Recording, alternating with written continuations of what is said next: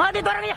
Melalui Dinas Ketenagakerjaan, pihak pemerintah Kota Parepare kini terus berkoordinasi dengan pihak pemerintah Kabupaten Morowali.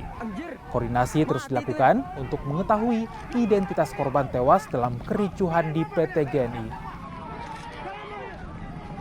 Dinas Tenaga Kerja Kota Parepare juga masih mencari keluarga korban lainnya. Informasi yang saya dapatkan adalah sampai saat ini identitas korban yang secara resmi belum ditemukan identitasnya oleh Dinas Tenaga Kerja Morowali Utara.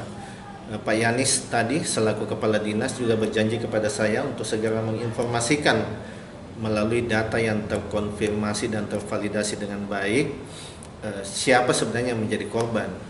Beliau juga menyampaikan bahwa awalnya ini adalah bukan bentrokan secara langsung antara tenaga kerja asing dan tenaga kerja Indonesia.